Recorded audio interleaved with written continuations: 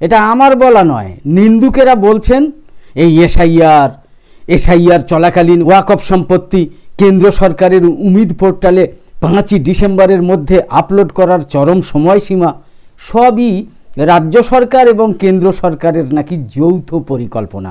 সত্যি কিনা আপনারাই বলবেন। না হলে এসআইআর নিয়ে যেখানে ত্রাহি ত্রাহি রব, তারই মাঝে 5ই ডিসেম্বরের মধ্যে ওয়াকফ সম্পত্তি উমিদ পোর্টালে আপলোড করতে বলা হয়। এটা সম্ভব কি?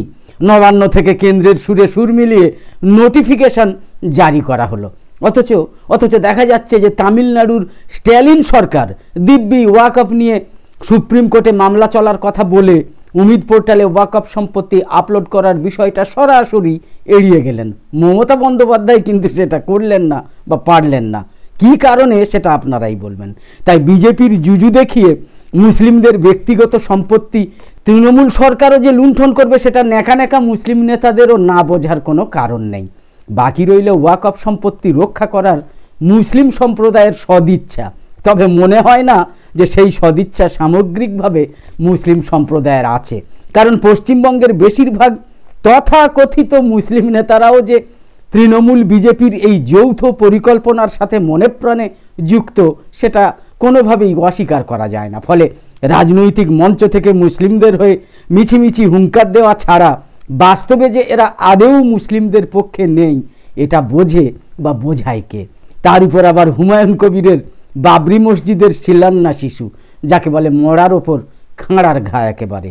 তো আপনারা নিশ্চয়ই এই বিষয়টা নিয়ে ঠিক হলো কি ভুল হলো এই বিষয়টা নিয়ে আপনারা আপনাদের জোরালোভাবে মতামত দিন, আপনারা মন্তব্য করে সেটা জানান, এই আবেদন আপনাদের কাছে রাখছি। একদম শেষে বলি, আমাদের এই ভিডিওর বিষয়বস্তু ভালো লেগে থাকলে ইউটিউবে নোটিফিকেশান পেতে সাবস্ক্রাইব করে পাশের বেল আইকন অন করে রাখুন, আর ফেসবুকে ফলো করে আমাদের আরও নতুন নতুন ভিডিও বানাতে এবং লাইভ সম্প্রচারে উৎসাহিত করতে লাইক, কমেন্ট এবং বেশি বেশি শেয়ার করে সঙ্গে থাকুন। আর মন্দ লেগে থাকলেও অবশ্যই সঠিক তথ্য উপাত্ত সহকারে গঠনমূলক বক্তব্য পেশ করে আমাদের বক্তব্য খণ্ডন করার চেষ্টা করুন বা আমাদের বক্তব্য সংশোধন করে দেওয়ার চেষ্টা করুন।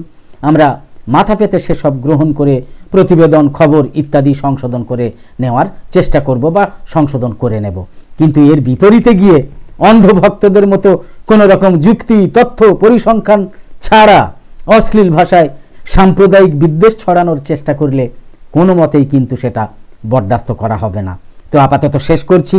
কামনা করি সকলে সবসময় খুব ভালো এবং সুস্থ থাকুন, সাবধানে থাকুন। ধন্যবাদ।